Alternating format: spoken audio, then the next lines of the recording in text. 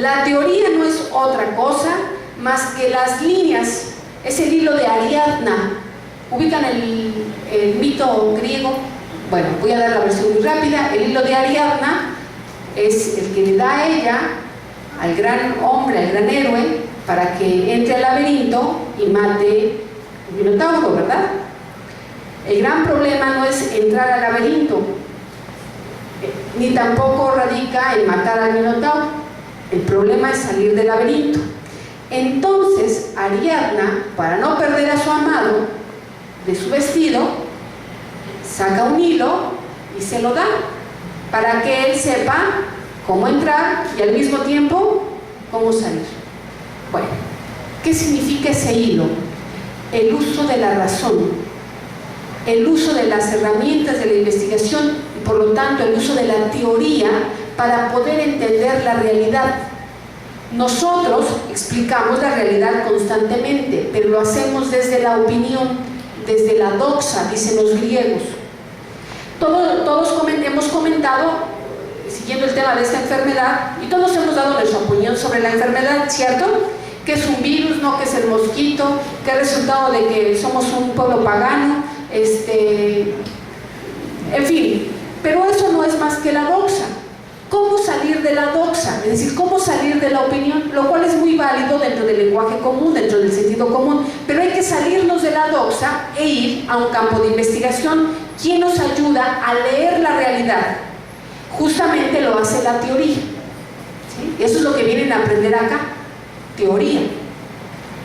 Pero la teoría no se entiende como algo separado de la práctica. La teoría ya en sí misma es una práctica que se tiene que desarrollar. Por lo tanto, recuperando el pensamiento de la teoría crítica, retomamos a varios autores para hacer una investigación. Aquí está un ejemplo. Tomamos toda la corriente de la escuela de Frankfurt alemana, retomamos la teoría del discurso a través del pensamiento de Michel Foucault y tomamos a un autor portugués que es Boaventura de Sousa Santos. Metodológicamente tomamos a Fernando Cortés, Patricio Solís y Irving Hoffman para hacer estudios sobre sociología, para hacer microsociología y para la parte metodológica. Esos fueron los autores que utilicé para hacer una investigación. Ahora voy con el ejemplo, ¿ok? Lo primero que he dicho es, la teoría es necesaria. ¿Quiénes son la teoría? Aquí están los autores y ellos han creado conceptos o categorías de análisis que yo voy a estudiar. Y para eso entonces construimos la teoría. Me voy a saltar esta porque si no, no me va a dar tiempo. La teoría tiene que transformar conceptos. Por ejemplo, en primer lugar, las cosas no están dadas. En la investigación, el objeto de estudio se construye. ¿Qué significa? Que en primer lugar necesito la teoría, porque esa teoría nos va a ayudar, a poder entender la realidad, pero además nos va a permitir comprender la realidad. Aquí yo estoy utilizando la palabra comprender en sentido metodológico. No significa estar de acuerdo con lo que la gente hace. El investigador tiene que buscar comprender los entornos sociales, entender la propia dinámica. Un mal investigador diría, estoy en contra de los bloqueos de la sección 22. Un investigador que se jacte de ética diría, es necesario primero analizar las causas, las motivaciones de esas prácticas de cierto grupo social desde la teoría. Voy a explicarlo para decir qué es lo que está sucediendo en esa región y por qué se expresa en ese lugar así y no se expresa en todo el resto del país, por ejemplo. ¿Se entendió? Es decir, que el investigador busca abstenerse de emitir juicios de valor en el sentido de calificar o descalificar una práctica. En primer lugar tiene que hacer eso cuando se investiga. Entonces, cuando ustedes llegan, por ejemplo, imagínense su primer día, ya sea su práctica o su primer día de chamba. Uy, no, este pueblo es de lo peor. No, los hombres son unos machistas, ¿viste? No le ayuda a la mujer a cargar la leña. Esos son prejuicios, diría Emily Durkheim.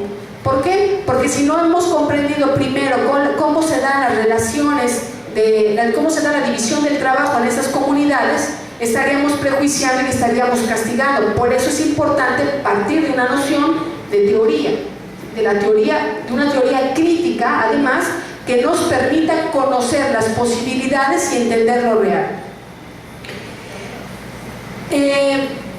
La charla tiene que ver con la investigación social, ¿verdad? Así se titula, Educación y la investigación social. Y la investigación social implica hacer trabajo de campo. Ustedes tienen que hacer trabajo de campo necesariamente, y no porque lo diga hoy mi personita lo diga, sino porque, como ya vimos que la educación es ante todo un proceso social, cuando ustedes tienen enfrente a un niño, no tienen al niño enfrente nada más, tienen todo un bagaje de construcciones simbólicas y tienen ahí sentado a la mamá. Y ahorita aquí están ustedes, pero está su mamá, su papá, están sus tíos, sus parientes, amigos, vecinos, enemigos, aboneros y deudores. ¿Por qué? Porque como el conocimiento también se transmite de generación a generación, los hábitos también se transmiten. Entonces, uno va adoptando y adaptando esas prácticas que realizan los que están detrás de nosotros, ¿verdad? Así que si mi mamá suele hacer los frijoles en leña y dice que sí es la mejor forma, entonces yo lo voy a reproducir. A eso se le llama reproducción social. ¿Ok? Entonces, cuando uno tiene a un niño sentado en las bancas y vemos que ese niño se está durmiendo, lo primero que podríamos decir empíricamente es que ese niño tiene flojera, tiene sueño, es un irrespetuoso y demás. Sin embargo, habría que pensar por qué ese niño se está durmiendo. Bueno, posiblemente hay que analizar el contexto en el que se encuentra. Si no está familiarizado con los libros, por ejemplo, o estar acostumbrado a estar tanto tiempo sentado, pues no es fácil para personas que están acostumbradas, por ejemplo, a la actividad del campo, ¿verdad? Donde las actividades que predominan son las del movimiento, de cortar, machetear, etc. Entonces imagínense pasar a un niño, hasta ustedes, imagínense que están en una zona ahí por la sierra, no los voy a mandar tan lejos para que no se asusten, de que vea para allá adentro. Ahora, imaginen que esos niños siempre están acostumbrados a andar solitos en su comunidad, van y vienen, sin pedir permiso, y ya ahora ustedes, ya llegó la maestra, ¿no? la maestra bonita que llega de la ciudad, llega al pueblo, y entonces les dice, me tienen que pedir permiso para ir al baño. Y entonces el niño siente la necesidad fisiológica de ir a hacer del baño y no le pide permiso a la maestra, sino que se sale, ¿verdad? Ups. ¿Y ustedes cómo responden? El castigo. Eso significa que hemos aprendido en la educación a través de incentivos y sanciones, castigos y premios. Pero ojo, no es que sea malo que ustedes no disciplinen a los chicos. No voy a pensar que estoy aquí en una práctica contra los maestros, ¿no? No. Tiene que ver en que si primero no hemos observado cómo se comporta esa comunidad en sus prácticas, las fisiológicas, sus hábitos de alimentación, por ejemplo. Chicos, por ejemplo, en el estado de Chiapas, cuando estaban comunidades indígenas, estaban en una escuela autónoma y los niños, entrábamos a las 7 de la mañana, yo estaba haciendo trabajo de campo, no estaba yo de maestra, me explico, ¿no? O sea, sí estaba de maestra, pero como trabajo de campo. Entonces entrábamos a las 7 de la mañana en horario de la resistencia. Y los niños entraban muy puntual, muy alegres, muy dicharacheros, pero a las 9 de la mañana ellos se levantaban y se empezaban a salir. Y así como que, ¿en qué momento nos dijeron que ya se iban? Entonces uno empieza a disciplinar a los chicos, no te debes salir, quédate. Pero había niños que se ponían a llorar. Y la pregunta es, ¿por qué? ¿Por qué lloras? Tengo hambre. ¿Por qué es la hora de su pozol? Porque cuando esos niños no van a la escuela, es la hora en la que toman su pozol y van a dejarlo a los adultos, a las zonas donde ellos están en el cafetal, en la milpa, etc. Entonces, ¿Tú les vas a imponer un sistema disciplinario venido de la ciudad? Bueno, eso implica sensibilidad. Habría que crear mecanismos. Ahí es donde entra el comprender de Bourdieu. Estoy utilizando una categoría de análisis que Pierre Bourdieu, un sociólogo francés, dice: no hay que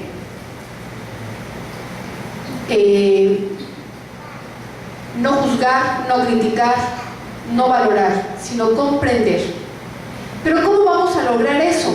En primer lugar, hay que entender que siempre estamos investigando, pero para hacer una investigación necesitamos como un pastel y hay que dividirlo, ¿ok?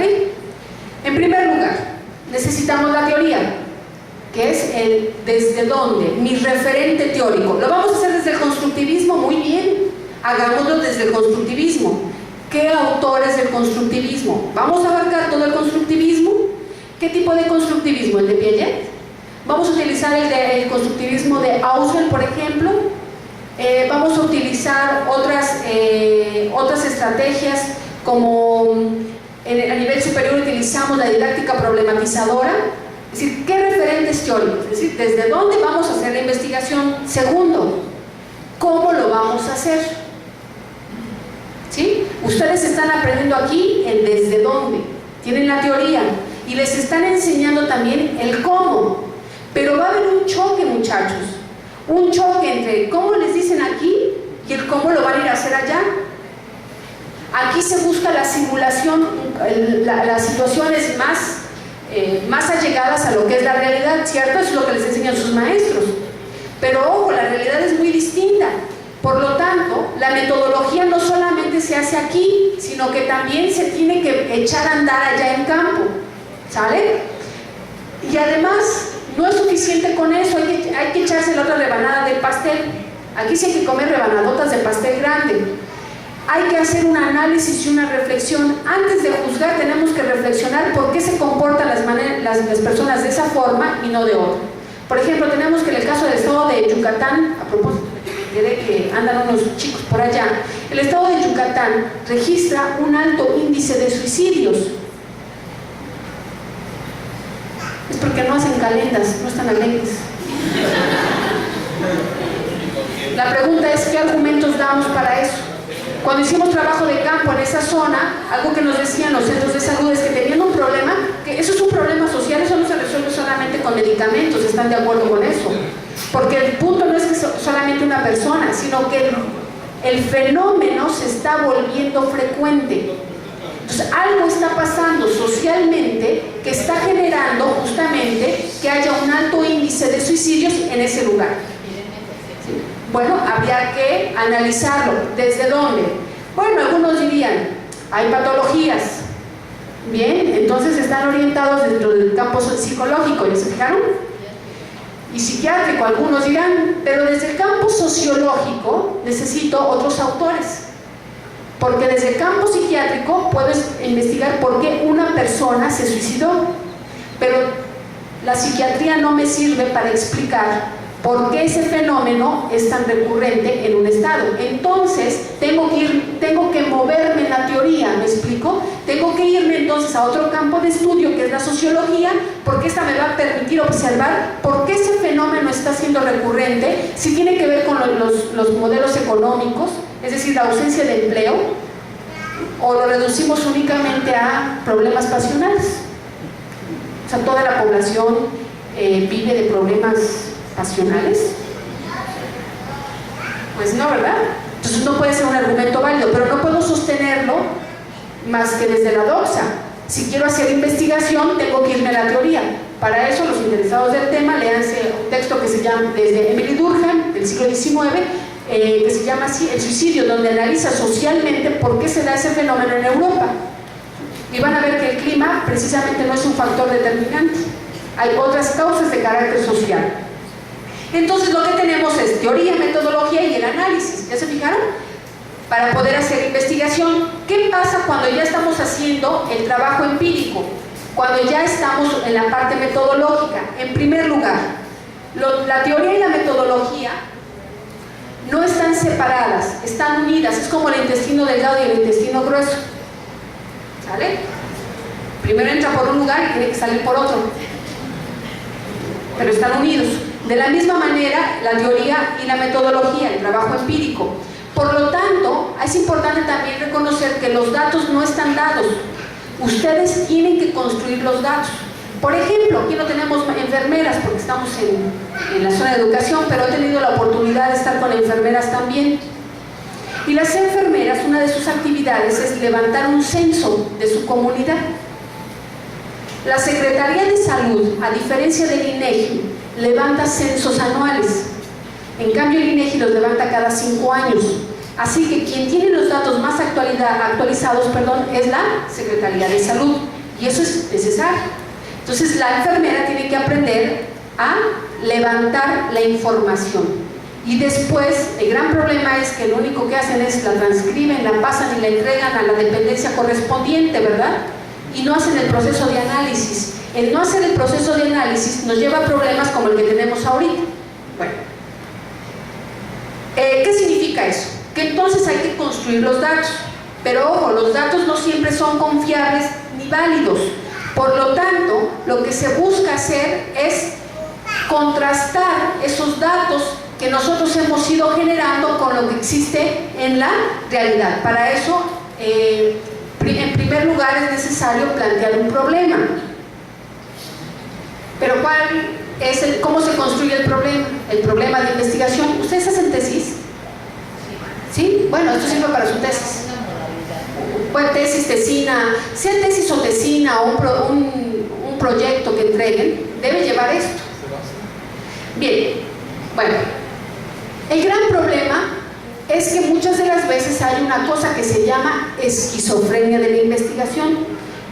Dice Fernando Cortés y Patricio Solís que la esquizofrenia de la investigación radica en que la teoría se quedó allá, la metodología anda por allá, y el análisis se redujo a puras opiniones.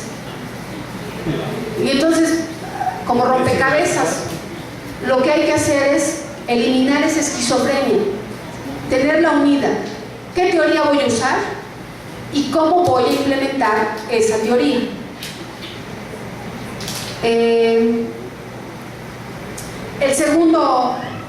La segunda cuestión, en la parte metodológica, viene el trabajo de campo.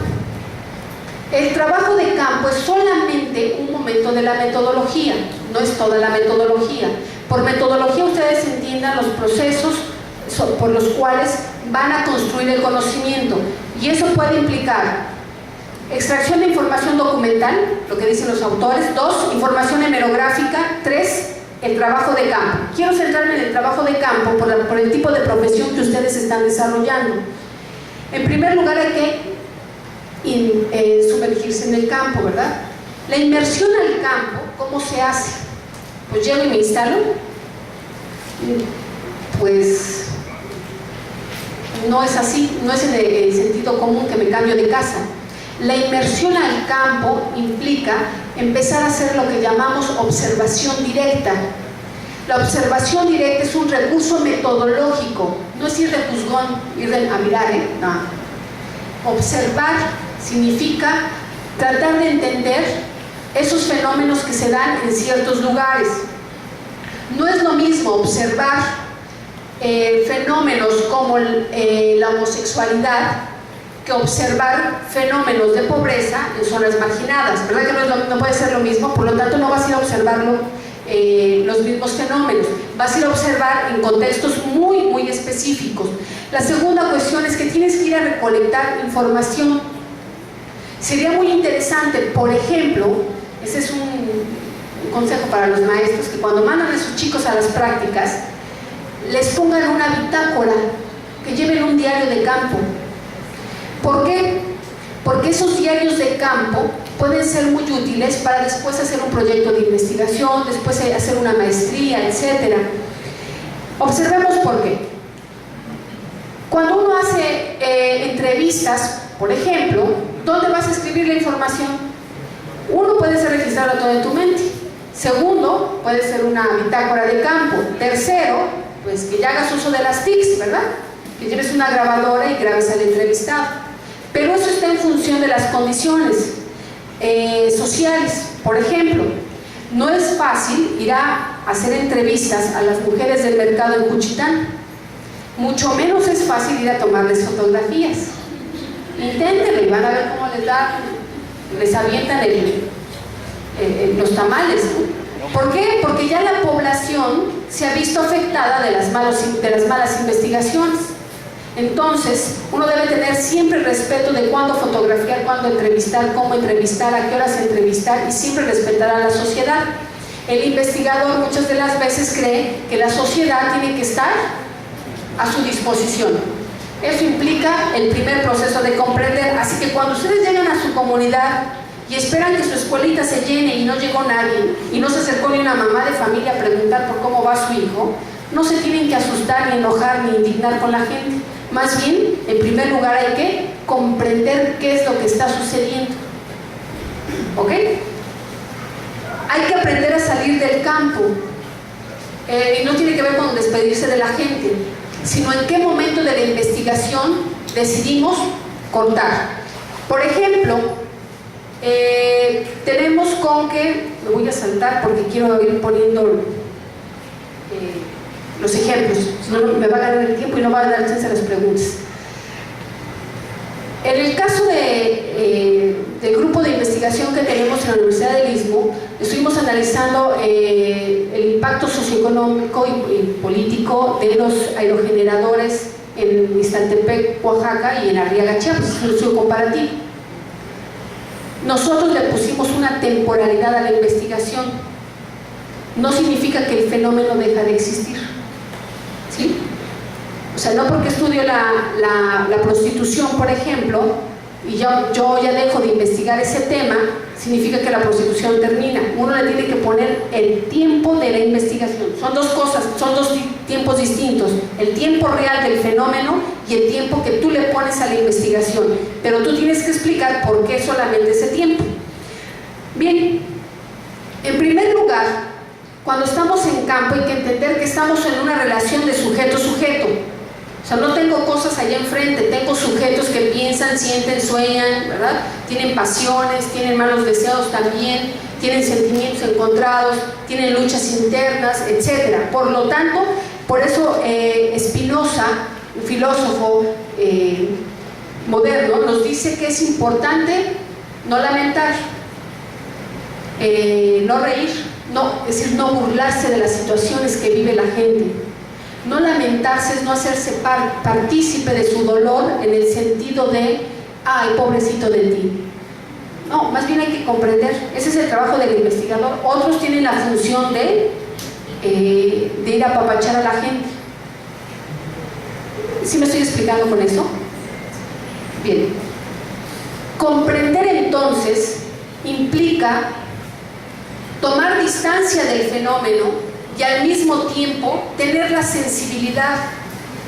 Por ejemplo, yo recuerdo que en una charla con una de las mujeres de zonas indígenas, yo le preguntaba, estaba estudiando la vida cotidiana. Entonces,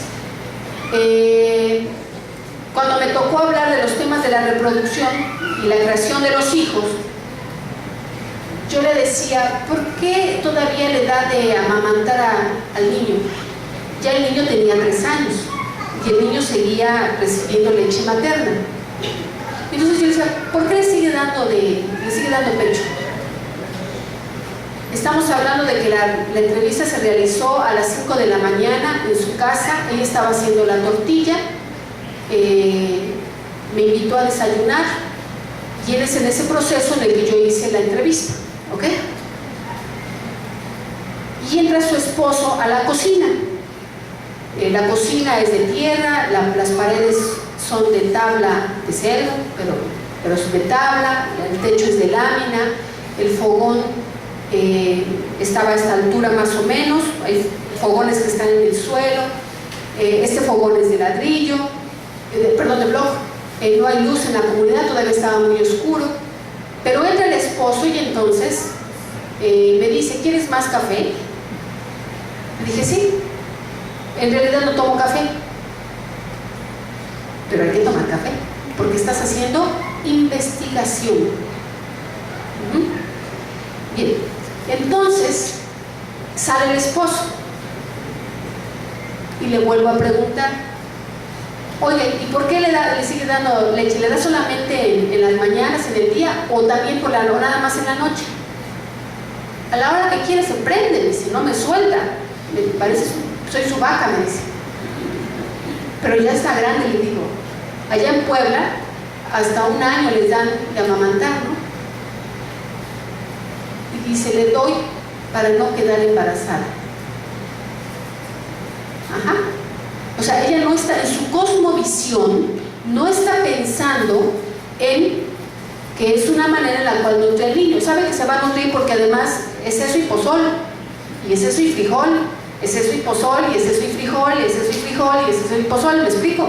Es decir, no tienen una alimentación tan variada como quizás la podemos tener aquí. Pero cuando ella me dice es que no quiero tener otro hijo, porque estoy teniendo puras mujeres, y no quiero tener mujeres, quiero tener un varón. ¿Qué es lo primero que pensarían? Señora machista, ¿verdad? ¿No?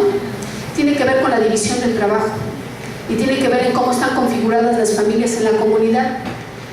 Como parte de sus hábitos, en esa comunidad, las mujeres cuando se casan van a formar una familia extensa, pero con el esposo. Si una mujer tiene hasta 5 hijas, significa que esa mujer se va a quedar sola, porque las 5 hijas tendrán que ir a formar su familia extensa en otros espacios. En cambio, si tiene hijos varones, va a llegar más brazos a esa casa para las actividades que están vinculadas al hogar y al campo, y eso impacta en la producción. Por eso no es lo mismo ver familias que pueden sembrar hasta 3-4 hectáreas de maíz con respecto de familias que solamente llegan a sembrar 1 hectárea, media hectárea o una pequeña parcela. Tiene que ver con la forma de producción asociada al campo. El campo por sí mismo implica trabajo colectivo. No existe el trabajo individual. La individualización del trabajo aparece en la medida en que la modernidad creó la industrialización. ¿Ya me expliqué? Estamos dando un argumento y evitamos a toda costa juzgar, lamentar, burlarnos. Lo que estamos haciendo es análisis. Eso es lo que ustedes tienen que aprender a hacer, aunque sean maestros. No, ya sé que no van a ser sociólogos, ¿no? No, porque luego no hay chamba. Pero lo importante es hacer el análisis desde la teoría, desde la metodología, sin quedarnos en esas particularidades que podrían ayudarnos a descalificar a una determinada persona. ¿Ok? Bien, lo cual no significa que por eso no hay que ser activista. Eso es una cuestión política, no académica. Yo puedo tener simpatía por algún grupo político, algún grupo social, etcétera, pero ese es mi activismo político.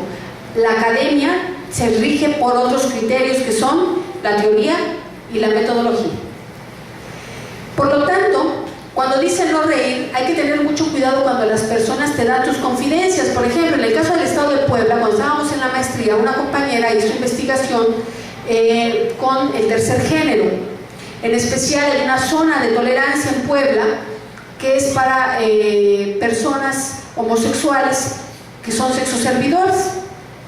Entonces mi compañera, que es psicoanalista, tenía que hacer el doctorado en sociología a base del trabajo de campo, y entonces teníamos que hacer el trabajo de campo y nos platicaba al respecto sobre las dificultades. No es lo mismo de verdad irse a una comunidad indígena para ir a hacer el trabajo de campo que ir a entrevistar a personas que tienen también una vida pues muy intensa. Sí, intensa en el sentido de las contradicciones que viven ya consigo mismas, no solamente con respecto de la aceptación social o el rechazo social, sino las contradicciones internas, las emociones que las personas tienen y la capacidad para que ellas te puedan contar esos aspectos privados. El sociólogo también escucha asuntos de carácter privado, pero no para publicarlos y hacerle al chismógrafo ahí, sino esos datos se toman para construir un análisis mucho más general de las problemáticas que suceden en el campo social. Pero eso nos ayuda a la teoría y la metodología. De lo contrario, podríamos descalificar ese tipo de personas. o hacer entrevistas a maestras. Por ejemplo, lo que observamos en el caso del Estado de Puebla también fue cuando entrevistamos a maestras de una escuela muy reconocida en Puebla, pública, una primaria, y observamos que el 80% de las maestras eran señoritas. Nosotros nos acercamos a ellas y ¿cómo está usted?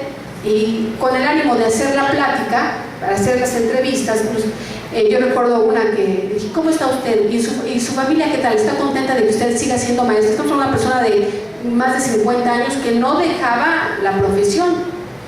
¿Tiene usted familia? Soy soltera. Soy soltera no es lo mismo a soy soltera. Identificar los tonos es muy importante. Entonces, disculpe señorita, hay que decirle señorita porque tenemos que tener respeto, simplemente ese respeto, pero el punto no es que eso, no es señorita, muchachos, el punto es que observamos un fenómeno. El 80% de esas maestras era soltera, consagró su vida a la educación. Ese dato, asociado a otras prácticas dentro de la misma institución, nos permite observar cómo se asume la educación en manos de la mujer como una extensión de la maternidad. Por eso Paulo Freire, en un texto que se llama Cartas a quien pretende enseñar, que se lo recomiendo a todos, por supuesto, a la lección 1 y 2, dice en ese texto cómo el gran problema de la educación radica en que la maestra es la tía maestra, ¿no?, que quiere asumirse como tía, como parte de la familia del alumno, y le permite, le cede concesiones y no le da la rigurosidad académica que debiera darle al chico. O a la inversa, la maestra que no quiere ser la tía, pues está en una posición mucho más honesta. Así que no jueguen a ser maestras tías. Maestras tías son las que solapan, las que no promueven el conocimiento, sino las que apapachan y protegen. Por eso hay que tener cuidado en nuestro ejercicio de la educación, de mantener una sana distancia entre lo que es la enseñanza y la amistad con esos niños, con esos maestros, con esos estudiantes, porque con eso tenemos la posibilidad de generar conocimiento sin que lo privado esté ahí presente. Si yo me vuelvo comadre, compadre de los alumnos, ¿no?, amiguito, lo público y lo privado están tan estrechamente relacionados que no estableces las diferencias.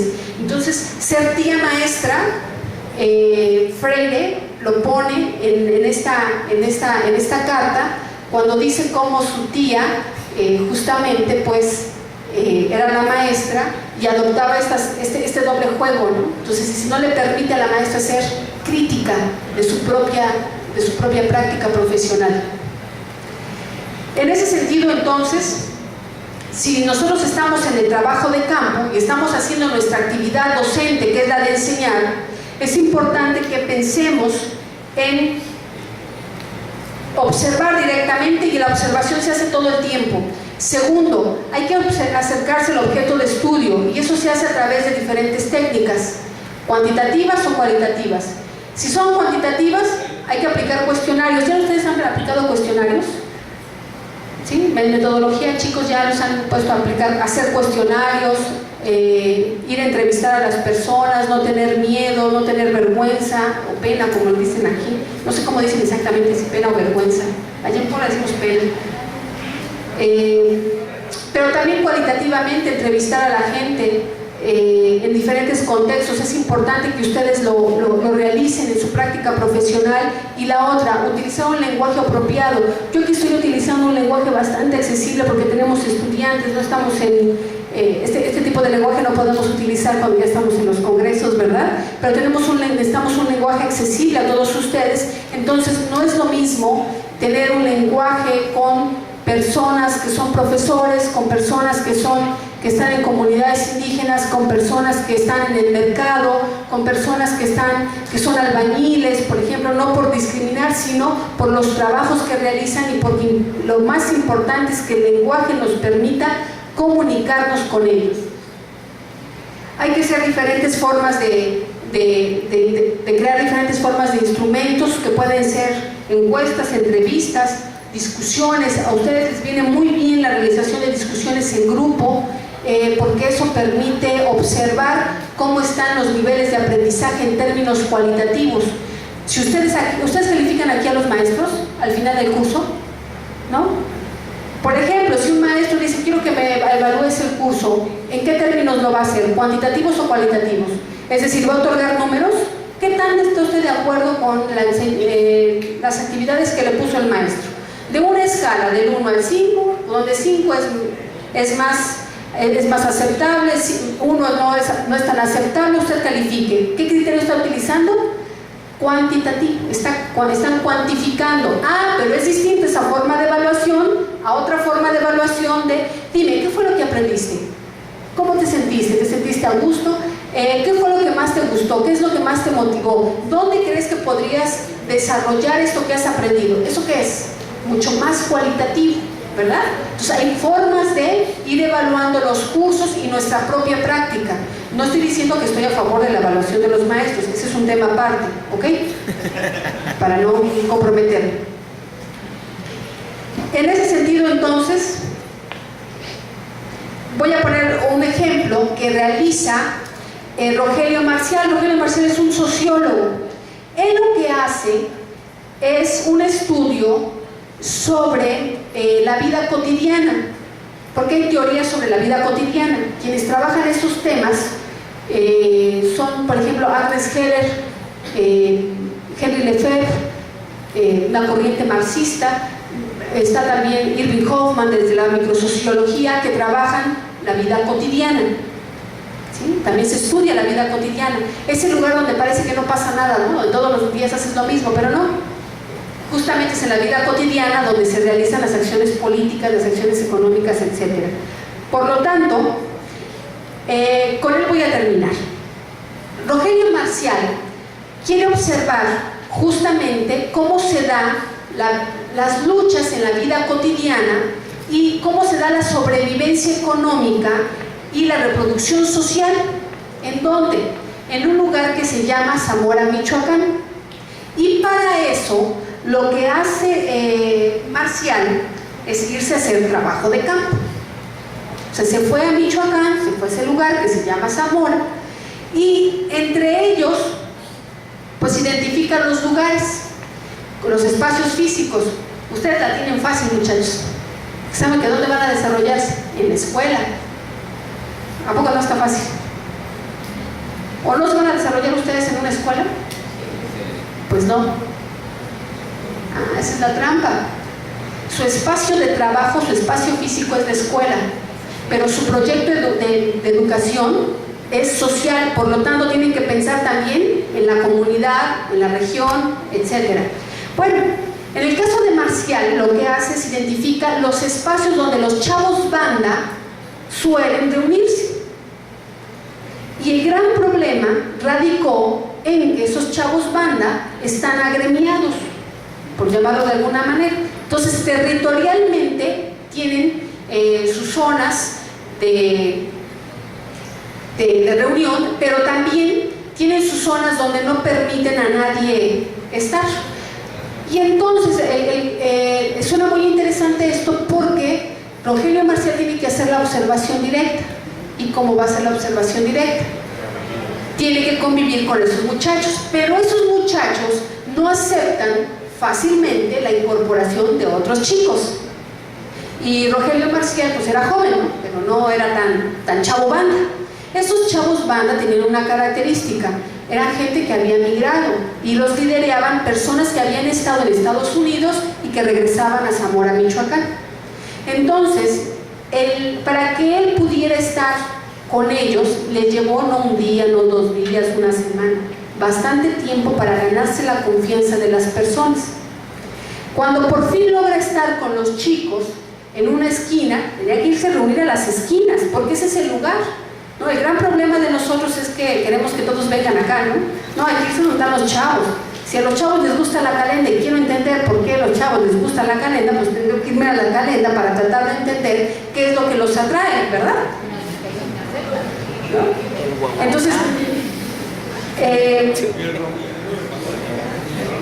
Rogelio Marcial logra finalmente entrar a campo con un grupo. Evidentemente la misma condición social no le permite observar un grupo y observar a otro, porque los grupos en sí mismos son antagónicos. Entonces, o está con un grupo, y si se va con los otros, entonces ya genera el rechazo. Y entonces eso puede implicar hasta que tenga que salir de la comunidad y no hacer el trabajo de investigación. Todo eso tiene uno que observar, ¿ok? Bueno, Rogelio Marcial es un trabajo muy interesante, un texto muy bello, y el gran problema radica cuando empieza a hacer la llamada observación participante. Una cosa es observación directa cuando estás observando el fenómeno, y otra es cuando haces la observación participante. Formar parte justamente de los grupos, de las comunidades, de las familias, no es tarea sencilla, porque implica no un proceso de imitación, sino de adaptación al contexto para no alterarlo. No es que me tengo que vestir de indígena para que la gente me acepte. No, no imitar, es adaptarme al contexto. Por lo tanto, Marcial, vienen las fiestas de septiembre, y Marcial tiene que hacer la actividad que van a hacer los chicos. Si los chicos en protesta al Estado, van a quemar el 15 de septiembre, van a estallar unas bombitas por ahí, ¿no? Unas bombas ahí fabricadas por ellos. Y el gran reto para hacerlo partícipe es que él pues aviente una. Ahí viene el dilema ético. O sea, no significa que hacer investigación es tarea sencilla. ¿Qué hizo? Evidentemente no lo hizo. Tuvo que crear los mecanismos para no perder la confianza de ellos y al mismo tiempo no hacer actos que vayan en contra de las personas y de su ética, por supuesto. Pero no son los únicos retos que ustedes pueden tener. Otros retos pueden ser, por ejemplo, el de estar en zonas de guerra. Hacer trabajo de investigación en zonas de guerra no es tampoco una actividad sencilla, porque puedes recibir persecución. Por ejemplo, cuando estuve en el estado de Chiapas, en 2003, la migración en Comitán, pues nos baja varios. Piensan que soy guatemalteca, pero llevo una gran maleta, y cuando abren la maleta y ven que llevo cámara fotográfica, que llevo libros del movimiento zapatista y demás, me preguntan que yo qué hago ahí. Me quería quitar mi cédula profesional, mi identificación oficial y demás. Entonces tienes que también tener cuidado de ese tipo de cosas, porque estás en zona de guerra, ¿no? Así que la actividad investigadora no es una tarea sencilla. Me voy a saltar, voy a ir a la parte del trabajo de investigación. Me quedan 4 minutos para las 10. Me los voy a comer. Esa es la zona de Chiapas, esa es la zona donde se hizo la investigación de manera individual. No hablaré de las investigaciones colegiadas que realiza la Universidad del Istmo, hablaré del trabajo individual.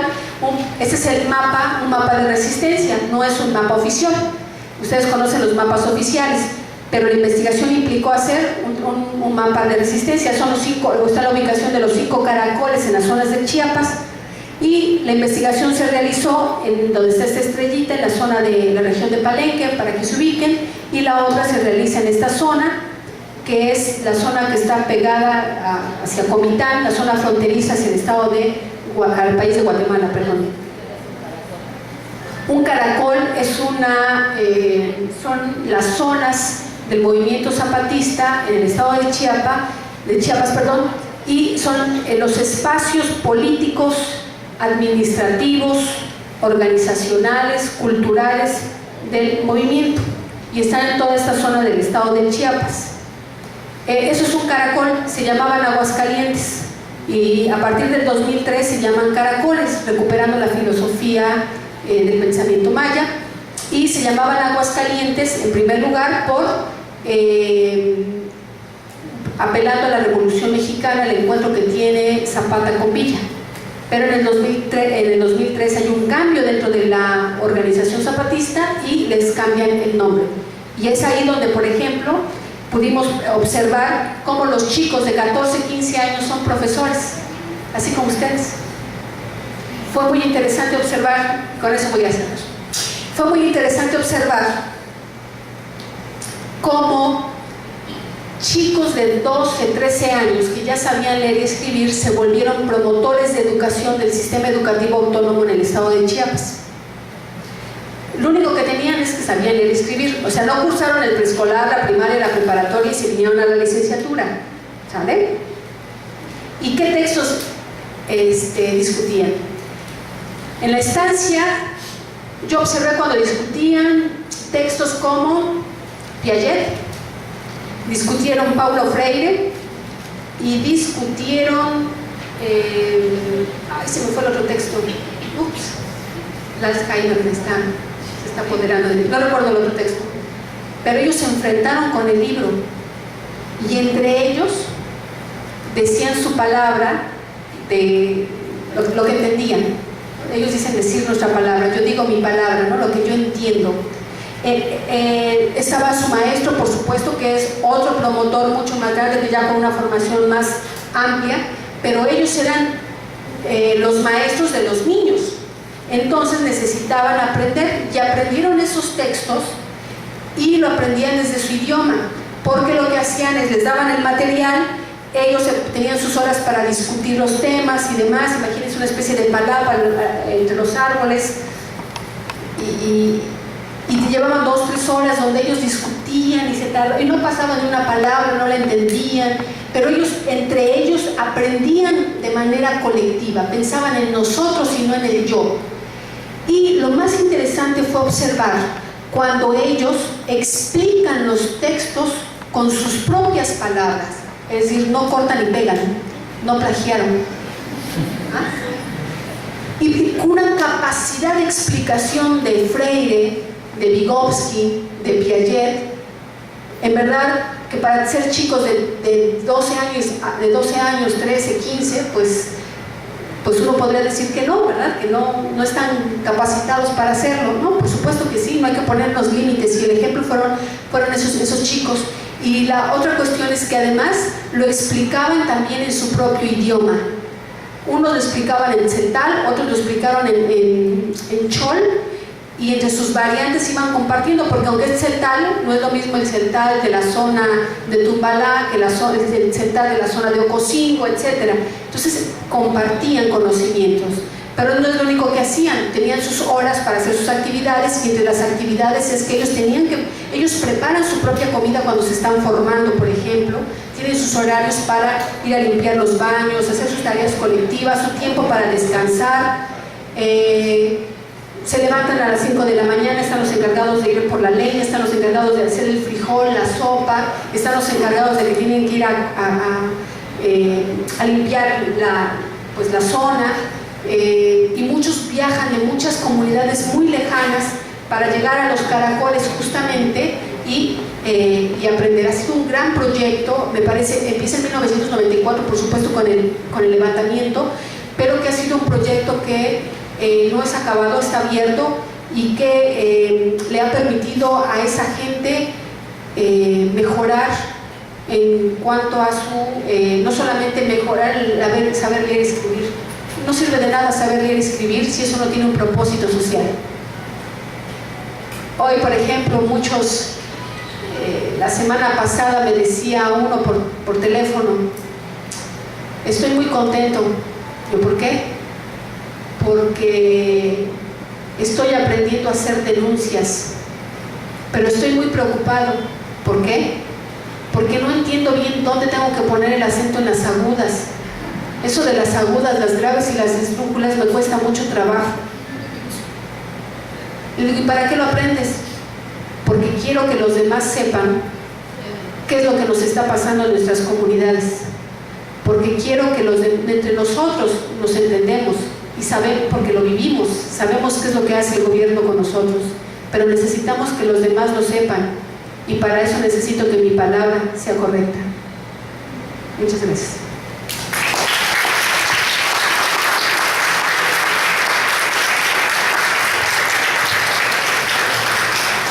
Y como regalo, Paulo Freire dice que es en la intimidad de las conciencias movidas por la bondad de los corazones que el mundo se rehace, y cómo la educación modela las almas y recrea los corazones.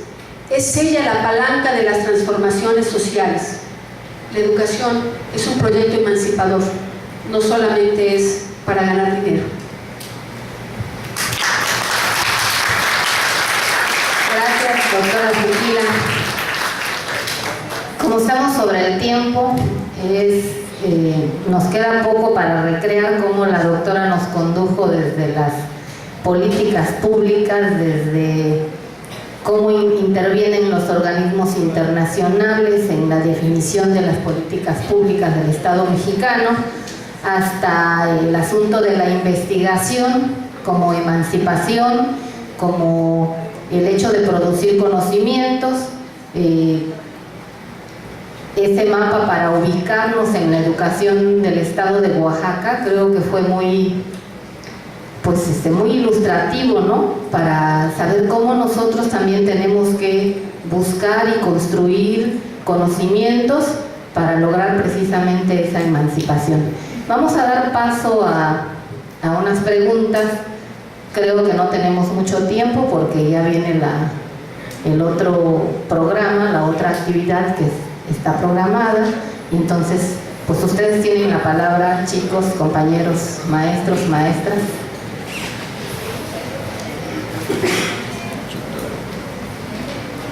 Cero, puedes pasar. ¿Quieres venir por acá? No sé hasta dónde alcance. Creo que no hay mejor que venir. Sí.